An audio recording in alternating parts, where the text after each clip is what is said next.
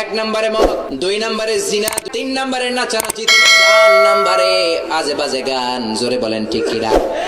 এই 4টা খারাপ কাজ থেকে যদি আমরা বেঁচে থাকতে পারি, আমি গ্যারান্টি দিতে পারি বাংলার জমিনে কোনো ভূমিকম্প হবে না। বেশিরভাগ মানুষেরই চিন্তাধারা হলো যে কোনো অসুবিধা আসলে সেটাকে আল্লাহর আযাব হিসেবে আমরা চূড়ান্তভাবে নিরূপণ করি। কোনটা আল্লাহর আযাব, কোনটা আল্লাহর আযাব না, এটা নবী রাসূলরা থাকলে তারা নিরূপণ করতে পারে। কিয়ামতের সময় যে তোদের জন্য ভূমিকম্পন হবে, এইটা বড় ভয়ঙ্কর। আসসালামু আলাইকুম ওয়া রাহমাতুল্লাহি ওয়া বারাকাতুহু। প্রিয় দর্শক, বাংলাদেশে এই কয়েকদিন যাবত বারবার ভূমিকম্প হচ্ছে। কেন এই ভূমিকম্প হচ্ছে, কোরআন ও হাদিস আমাদেরকে কি বলে, আজকে আমরা এই বিষয়ে জানবো ইনশাআল্লাহ। আল্লাহ তাআলা এই জমিনে কেন ভূমিকম্প দেন, এই বিষয়ে আজকে আমরা কোরআন ও হাদিস থেকে জানবো ইনশাআল্লাহ। আজকে আমাদের বিশেষজ্ঞ প্যানেলে বাংলাদেশের বিজ্ঞ 7 জন আলেম রয়েছে। এই 7 জন বিজ্ঞ আলেমের কাছ থেকে আমরা জানবো যে ভূমিকম্প আল্লাহ তাআলা দুনিয়াতে কেন দিয়ে থাকেন, কি জন্য দিয়ে থাকেন, এই বিষয়ে আজকে আমরা জানবো ইনশাআল্লাহ। আমাদের বিশেষজ্ঞ প্যানেলে যে সমস্ত আলেমরা রয়েছেন, 1 নম্বর মুফতি আব্দুল হাই মোহাম্মদ সাইফুল্লাহ, 2 নম্বর মুফতি আরিফ বিন হাবিব, 3 নম্বর মুফতি মোল্লা নাজিম, 4 নম্বর ডক্টর আব্দুল্লাহ জাহাঙ্গীর স্যার, 5 নম্বর ডক্টর মিজানুর রহমান আজহারি, 6 নম্বর আল্লামা তারেক মনোয়ার, 7 নম্বর শেখ আহমদুল্লাহ। প্রিয় দর্শক, চলুন আমরা একে একে তাদের বক্তব্যগুলি শুনে আসি। আমরা শুরুতেই মুফতি আব্দুল হাই মোহাম্মদ সাইফুল্লাহ বক্তব্যটি শুনে আসি। 7 সেকেন্ডে কি হয়ে যেতে পারত, এটা কেউ কল্পনায় নিতে পারে না।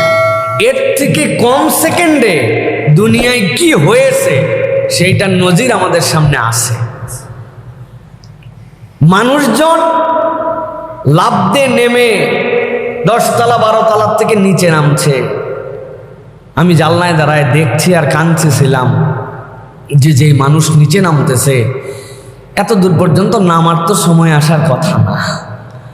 আর নামার পরেও যে বিল্ডিং আর যে পাশাপাশি আমাদের অবস্থান, একটা যদি 15 তলা বিল্ডিং, প্রত্যেকটা তালার পরিমাপ যদি হয় 10 ফিট, তাহলে এই যে 150 ফিট, এইটা যখন ছিটকায় পড়বে তখন কত দূর পর্যন্ত যেতে পারে। রাস্তার মানুষ তো আরো আগে শেষ হয়ে যাবে। রব্বুল আলামিন তার দয়া। আসলে আমরা কেমনে আল্লাহর কৃতজ্ঞতা আদায় করলে এই শুকরিয়া হবে, এটা আসলে আমাদের বিবেকের মধ্যে ধরার কথা নয়। কথা ঠিক কিনা ভাই? মাটির ঘর, 1 তলা 2 তলা ঘর, আফগানিস্তানের মতো জায়গাতে ভূমিকম্প হয়েছে কাছাকাছি মাত্রার, ধ্বংস হয়ে শেষ হয়ে গেছে। ওদের কোনো 5 তলা 7 তলা বিল্ডিংই নাই, মাটির নিচে ডেবে চলে গেছে। হাজার হাজার মানুষকে খুঁজেই পাওয়া যায়নি, কবরও দেওয়া লাগে নাই। আর আমাদেরটা কি হতো ভাই? একটু ভাবেন না, কি হতো ভাই? একটু ভাবেন ভাই, একটু ভাবেন। এই ভাবনাটাই আল্লাহ বলতেছেন বান্দা যেন একটু ভাবে। এই ভাবনার জন্য আল্লাহ রাব্বুল আলামিন আমাদেরকে মনে হয় আরেকটা সুযোগ দিলেন। কি দয়া, কি যে আল্লাহর নিয়ামত। ওয়া কুলু মির রিজকি, আর তুমি তো তার রিজিক খাও। আল্লাহ তোমার জন্য এই জমিনের ব্যবস্থা করলেন, যেই জমিন মাত্র রিক্টার স্কেলে 5.7, 6.1 এইটুকু যদি নড়ে যায়, তুমি আর তার উপরে স্থায়ী হয়ে থাকতে পারো না। আল্লাহর কাছে তওবা করেন, ফেরত আসেন। 2 নম্বরে পরিবার পরিজনকে আল্লাহমুখী করান। ওদের কাছে যাই বসে বলেন, বাবা এই গল্প করে কি লাভ? দুনিয়া সার্চ করে দেখো, এর থেকে কম মাত্রার ভূমিকম্পে দুনিয়া শেষ হয়ে গেছে। রব তোমাকে সুযোগ দিলেন আরেকবার রে মা, রব তোমাকে সুযোগ দিলেন আরেকবার রে বাবা। আল্লাহর দিকে ফেরত আয় বাবা, আল্লাহর কাছে ইস্তেগফার করেন বেশি বেশি, এতে আল্লাহ রাব্বুল আলামিন খুশি হবেন, আমাদের মর্যাদাও বাড়বে। 4 নম্বর, প্রত্যেকে এক্সট্রা কিছু দান সাদাকা করেন, এক্সট্রা যার যেখান থেকে যতটুকু আছে এক্সট্রা। মাত্র 48 সেকেন্ডে আল্লাহ পুরা দুনিয়াবাসীর স্তব্ধ করে দিচ্ছে। কয় সেকেন্ডে? 48 সেকেন্ডে। তো এটা তো কেয়ামত না, এটা কেয়ামতের আগে একটা দেখাই দিল আল্লাহ। এটা কিন্তু কেয়ামত না, এটা কেয়ামতের আগে আল্লাহ শুধু একটা আলামত দেখাইল। এই জন্য মনে রাখবেন, কেয়ামতের যে ভূমিকম্প, এটার আগে যে ভূমিকম্পগুলো হবে এগুলা কেয়ামতের আলামত। বলেন এগুলা কি? সহিহ বুখারীর বর্ণনা, 1036 নম্বর হাদিস। قال رسول الله صلى الله عليه وسلم, নবীজি বলেন, লা তাকুমুস সাআহ হাত্তা ইউকবাযাল ইলম। নবীজি বলেন বলছেন কিয়ামত সংগঠিত হবে না যতক্ষণ ইলম উঠিয়ে নেওয়া না হয়, ইলম না উঠানো পর্যন্ত কিয়ামত সংগঠিত হবে না। কিয়ামতের আগে ইলম উঠিয়ে নেওয়া হবে। সূরা জালাজিল, কিয়ামতের আগে অনেকগুলা ভূমিকম্প হবে, একটা না অনেকগুলা ভূমিকম্প হবে। বলেন একটা না অনেকগুলা? সে অনেকগুলার মধ্যে যে আমাদের বাংলাদেশে হবে না ব্যাপারটা কিন্তু এমন না, অনেকগুলা হবে। ওয়াতাকসুরাল ফিতান, ফিতনা হবে অনেকগুলো, একের পর এক ফিতনা আসতেই থাকবে। ওয়াকসুরাল হারজু, খুন খারাপি বাড়তেই থাকবে। বলেন এগুলা কি বাড়ছে না কমছে? হাত্তা ইয়াকসুরা ফীকুমুল মাল ফায়াফিদা, তোমাদের এত সম্পদ হবে, সম্পদ হইতে হইতে সম্পদ উপচে পড়বে, এরপরেও বলবা আরো লাগবে। তাহলে আসল ভূমিকম্প যেটা হবে তো কিয়ামত হয়ে যাবে যখন ওইটা হবে। আর এটা আলামত। ভূমিকম্প হওয়ার অন্যতম একটা কারণ আদম সন্তানের পাপ বেড়ে যাওয়া। কি বেড়ে যাওয়া? পাপ বেড়ে যাওয়া। ক্বালা রাসূলুল্লাহ সাল্লাল্লাহু আলাইহি ওয়াসাল্লাম, আবু মালিক আশআরী রাদিয়াল্লাহু তাআলা আনহুর বর্ণনা, আল্লাহর রাসূল বলেন, লা ইয়াশরাবান্না নাসুম মিন উম্মতি আল খামরা, আমার উম্মতের একদল মানুষ মদ পান করবে, ইসাম্মুনাহা বিগাইরি ইসমিহা, এরা মদ পান করবে অন্য নাম দিয়ে, নাম পরিবর্তন করে মদ পান করবে, নাম দিবে এক এক নাম দিবে, আর মদ খাবে। পাপ বাড়বে, ভূমিকম্প আসবে। পরে রাসূল কি বলে দেখেন, নবীজি বলেন এমন অবস্থা যখন হবে, ফায়াখসিফাল্লাহু বিহিমুল আরদ, এমন অবস্থা হবে এক পর্যায়ে তাদের পাপের মাত্রা এত বাড়বে, ইয়াখসিফুল্লাহু বিহিমুল আরদ, আল্লাহ তাদেরকে জমিনের মধ্যে ধসিয়ে দিবেন। ধসাইছেন জমিনে ধসিয়ে দিবেন। 3 প্রজন্ম ভূমিকম্পের ব্যাপারে আইডিয়া দিছে। কয় প্রজন্ম? একটা হলো মাসাসিদেরকে যদি জিজ্ঞেস করেন যে ভূমিকম্প কেন হয়, আমি নিজে শুনছি এটা, তারা বলতেন যে এই পৃথিবীটা নাকি একটা গরুর শিংয়ের উপরে আছে। তো গরুটা যখন ক্লান্ত হয়ে যায় তখন এক শিং থেকে আরেক শিঙে নেয়, ওই নেওয়ার সময় জমিনটা কাঁপুনি দেয়, এটাকে বলা হয় ভূমিকম্প। আবার বিজ্ঞানীরা বিভিন্ন ধরনের কথা বলছে। বিজ্ঞানীরা বলছেন যে মাটির নিচে খনি আছে, গ্যাসের খনি, তেলের খনি। তো অনেক শক্তি যখন সঞ্চার হয় তখন ওখানে ব্রাস্ট হয়, হইলে জমি কাঁপে। জমিনের নিচে আগুন আছে, আগুন ব্রাস্ট হয়, লাভা ব্রাস্ট হয়, ওখানে কি হয়? ভূমিকম্প হয়। আর আল্লাহ পাক ভূমিকম্পের নামে কোরআনে একটা সূরা দিছেন, সূরার নাম সূরাতুল জিলজাল। আমি ওইটা আলোচনা করব না। তো ভূমিকম্প যখন হয় আমাদের দেশের লোকেরা বুঝে না, দৌড়াদৌড়ি করে। যেমন 14 গ্রামের একটা ফ্যাক্টরিতে ভূমিকম্পের সময় দৌড়াদৌড়ি করে আহত হয়েছে 100। কয়শো? আপনাদের এই গ্রামে আহত হয়েছে কয়জন? একজনও হয় নাই। আমি যেই বাসায় আছি, আমাদের একটা বড় বিল্ডিং, তো 88টা পরিবার একটা বিল্ডিংয়ে থাকি আমরা। তো মা আর ছেলে, ভূমিকম্প আইছে, মা আর ছেলে দুইটা দৌড়াইয়া নেমে গেছে, কেউ নামে না, এরা দুইজন নেমে গেছে। আমি আপনাদেরকে একটা কথা বলি, আপনি যদি একা বাঁচতে চান বাঁচতে পারবেন না, আর সবাইকে নিয়ে যদি আপনি বাঁচতে চান আল্লাহ আপনাকে বাঁচায় দিবে। এই পৃথিবীকে আল্লাহ তৈরি করে পানির উপরে রেখে দিয়েছেন। আল্লাহ বলছেন আলাম নাজআলিল আরদা মিহাদা ওয়াল জিবালা আওতাদা, এই পৃথিবীটাকে আমি বাসমান করে পানির উপরে রেখে দিলাম। পৃথিবীটা যখন কাঁপতে শুরু করলো, আমি আল্লাহ পৃথিবীটাকে পাহাড় দিয়া জনমের মতো পেরেক মেরে দিলাম। পেরেক চিনেন তারা যারা নৌকা চিনে, নৌকার মধ্যে পেরেক থাকে না? আল্লাহ রাব্বুল আলামিন কোরআনুল কারীমে বলছেন ইযা যুলজিলাতিল আরদু জিলজালাহা ওয়া আখরাজাতিল আরদু আসকালাহা। ছোট ছোট ভূমিকম্প দিয়ে আমি তোমাদেরকে সতর্ক করি, আমি যেদিন আমার ইসরাফিল ফেরেশতাকে সিংহায় ফু দিতে বলবো, প্রথম ফুয়ের সাথে সাথে এই জমিন ধ্বংস হয়ে যাবে, উপর থেকে পাহাড়গুলা চূর্ণ বিচূর্ণ হয়ে তুলার মতো উঠতে থাকবে, আকাশের তারকাগুলি ভেঙে ভেঙে জমিনে পড়ে যাবে। যেরকম সুবহানাল্লাহ। যেই ভূমিকম্পের কোনো মাত্রা নাই, 4.5, 5.5, 6.5 ভূমিকম্প হইলে আমরা টিকতে পারি না, কোন দিকে যাব, হরান হয়ে যাই। আল্লাহ বলেন আমার ইসরাফিল ফেরেশতা সিংহা মুখে নিয়ে বসে আছে, আমি অর্ডার করার সাথে সাথে একটা ফু দিবে, এই পৃথিবীটা ধ্বংস হয়ে যাবে। যেরকম সুবহানাল্লাহ। আমরা যে বলি আল্লাহু আকবার, এটার অর্থ কি জানি বলেন তো? আল্লাহ সবচেয়ে বড় বা আল্লাহ মহান। কোরআন কারিমে বলছে যহারাল ফাসাদু ফিল বাররি ওয়াল বাহরি বিমা কাসাবাত আইদিন নাস।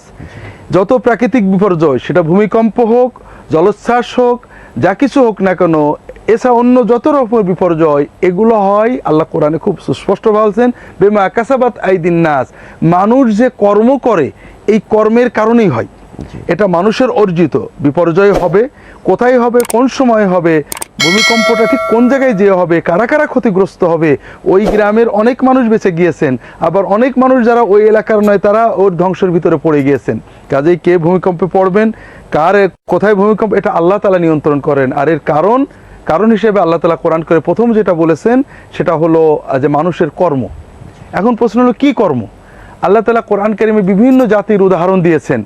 আদ জাতি, সামুদ জাতি, তারা যখন প্রকাশ্য অবাধ্যতা করলো, কেউ কি করেছে, ওজনে কম দিয়ে সামাজিক বিপর্যয় তৈরি করেছে, কেউ অশ্লীলতা, বেহায়াপনা, নগ্নতার ভিতরে ডুবে গিয়ে সমকামিতার ভিতরে ডুবে গিয়েছে, কেউ তাদের রসুলের এমন পর্যায়ের অবিশ্বাস করেছে যে তাদের যে আলামত আয়াত আল্লাহ তাআলা দিয়েছিলেন, মুজিজা, সেগুলোকে ধ্বংস করে দিয়েছে। এই ধরনের যখন অবাধ্যতার চূড়ান্ত পর্যায়ে কোনো জাতি চলে যায়, আল্লাহ তাআলা তখন তাদেরকে প্রাকৃতিক বিপর্যয়, প্রধান ভূমিকম্প, জলোচ্ছ্বাস, এটা হাদিস শরীফের বর্ণনা এসেছে যে মানুষ যখন অশ্লীলতায় লিপ্ত হয়, রোগ ব্যাধির বিপর্যয় আসে, মানুষ যখন ন্যায় বিচার নষ্ট হয়ে যায়, তখন ভূমিকম্প বা ইত্যাদি অন্যান্য বিপন্ন বিপর্যয় আসে। মানুষের এইভাবে মানুষের অধিকার নষ্ট হলে, মানুষ সামাজিকভাবে অশ্লীলতা, বেহায়াপনায় লিপ্ত হয়ে গেলে, এই ধরনের বিপর্যয়গুলো আল্লাহ তাআলা দেন। 1 নম্বরে মদ, 2 নম্বরে জিনা, 3 নম্বরে নাচানাচি, 3 নম্বরে কি, 4 নম্বরে আজে বাজে গান। জোরে বলেন ঠিক কিনা? এই 4টা খারাপ কাজ থেকে যদি আমরা বেঁচে থাকতে পারি, আমি গ্যারান্টি দিতে পারি বাংলার জমিনে কোনো ভূমিকম্প হবে না। ঠিক কিনা? আল্লাহ বললেন ইযা যুলজিলাতিল আরদু জিলজালাহা ওয়া আখরাজাতিল আরদু আসকালাহা। ইযা যুলজিলাতিল আরদু জিলজালাহা। নবী স্মরণ করুন সেই সময়ের কথা যখন পৃথিবীটা কেঁপে উঠবে। পুরো পৃথিবীটারে ধরে আল্লাহ একটা ঝাঁকুনি দিবে। ওই ঝাঁকুনির চোটে পৃথিবীতে আর কিছু থাকবে? জোরে বলেন থাকবে?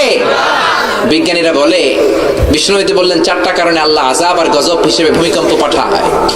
বিজ্ঞানীরা বলে পৃথিবীর ভেতরে, ভূপৃষ্ঠের ভেতরে, ওইখানে যদি কাঁপাকাঁপি শুরু হয় তাহলে পৃথিবীর উপরিভাগ, ওখানেও কাঁপাকাঁপি শুরু হয়। কোন ঠিক কিনা? বিজ্ঞানীরা বলে 3টা কারণে ভূমিকম্প হয়। 1 নম্বরে পৃথিবীর ভেতরে শিলা আছে না নাই? বিভিন্ন শিলার স্তর, রূপান্তরিত শিলা, পাললিক শিলা, আগ্নেয়গিরির শিলা, মার্বেল শিলা। এই শিলাগুলো যদি পৃথিবীর ভেতরে ডিসপ্লেস হয়ে যায়, পৃথিবীর নিচে ডিসপ্লেস হলে পৃথিবীর উপরেও ডিসপ্লেস হয় আর কাঁপাকাঁপি শুরু হয়। সেটাই হচ্ছে আর্থকোয়েক বা ভূমিকম্প। যেরকম ঠিক কিনা? আবার বিজ্ঞানীরা বলে 2 নাম্বার কারণ ভলকানো, আগ্নেয়গিরি। দেখবেন পাহাড়ের ভেতর থেকে জ্বালামুখ, বিশাল অগ্নুৎপাত, পাথরগুলো গলে গলে আগুনের লাভা বের হয়, এটার বলে ভলকানো। নিচ থেকে যখন লাভা বের হয়, ভিতরে খালি হয়ে যায়, তখন অন্য জায়গার চাপে পৃথিবীর মাঝখান কাঁপে, ফলে পৃথিবীটাও কাঁপে। জোরে বলেন ঠিক কিনা? 3 নাম্বার কারণ বললেন পৃথিবীর ভিতরে গ্যাস আছে না নাই? এই যে বাখরাবাদ গ্যাস ফিল্ড আছে না, তিতাসের গ্যাস ফিল্ড, এই গ্যাসের চাপে, গ্যাসীয় চাপ, গ্যাসীয় গোলকধাঁধার চাপ, এক পাশ থেকে গ্যাসগুলো যখন নড়ে আরেক পাশে চলে যায়, পৃথিবীর ওই জায়গার ভূপৃষ্ঠ তখন কেঁপে কেঁপে ওঠে। প্রাকৃতিক কোনো দুর্যোগ হলেই যে সেটা আল্লাহর আযাব হিসাবেই সবসময় আমাকে ট্রিট করতে হবে, ধরতে হবে, এটা জরুরি বা আবশ্যক না।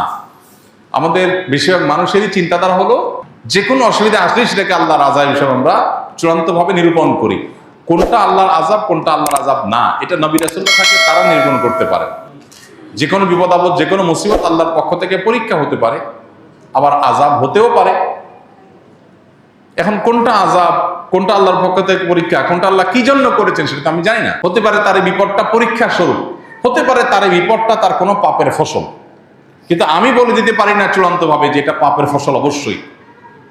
এই জিনিসটা আমাদের মাথায় রাখতে হবে।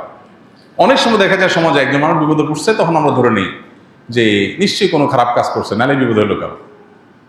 অথচ খারাপ কাজ করলেই শুধু কি হয় না, বিপদ হয় না। এই জন্য এটা একটা মৌলিক বিষয় আমাদের মাথায় রাখতে হবে। দ্বিতীয় কথা হলো, ভূমিকম্প পৃথিবীর সেই প্রাচীন কাল থেকে, শুরু থেকেই নানা সময় হয়েছে। কোরআনে কারিমে একটা সূরা আছে, সূরা জিলজাল, নাম হলো ভূমিকম্প। সূরার নামই হলো ভূমিকম্প। সৃষ্টি জগৎ যে ধ্বংস হয়ে যাবে মহাপ্রলয়ের মাধ্যমে, যেটাকে কোরআনে বিভিন্ন জায়গায় আস-সাআহ বলা হয়েছে, সেই মহাপ্রলয় বা বিশেষ মুহূর্ত, যেটা সৃষ্টি জগতের ধ্বংসের মুহূর্ত, সেই মুহূর্ত শুরু হবে যে সমস্ত বিষয় দিয়ে, এর মধ্যে একটা হলো ভূমিকম্প। কিয়ামতের বড় যে 10টি আলামত আছে, এর মধ্যে একটা আইটেম হলো ভূমিধস। একটা পূর্বে একটা পশ্চিমে মহা বড় ধরনের ভূমিধস হবে, অনেক বেশি ভূমিকম্পের পরিমাণ বেড়ে যাবে। এটা রাসূল সাল্লাল্লাহু আলাইহি ওয়াসাল্লাম বলেছেন 1500 বছর আগে। তখন তো পৃথিবীতে এত ভূমিকম্প ছিল না। এখন আস্তে আস্তে দিন দিন যে বাড়ছে, ওনার কথা তো খাটছেই। এখন হয়তো অনেক বৈজ্ঞানিক গবেষণা, বৈজ্ঞানিক অনেক সূত্র আমরা আবিষ্কার করতেছি। প্লেটের পরিবর্তনের কারণে, এটা সেটার কারণে আমরা বলতে পারছি যে ভূমিকম্প হচ্ছে। কিন্তু নবী সাল্লাল্লাহু আলাইহি ওয়াসাল্লাম যখন বলেছেন, তার কাছে কোনো বৈজ্ঞানিক গবেষণার কোনো ফলাফল ছিল না, কিন্তু সেটা খাটছে অক্ষরে অক্ষরে। তাহলে বোঝা গেল যে বৈজ্ঞানিক ব্যাখ্যা গবেষণা থাকতে পারে, সেগুলো সত্য হোক, কোনো অসুবিধা নেই, সত্য হতে পারে, সত্য। এরপরও এর চেয়ে মহাসত্য হলো এটা আল্লাহর ফয়সালা, এটা আল্লাহর ফয়সালা, এবং সেজন্য হচ্ছে।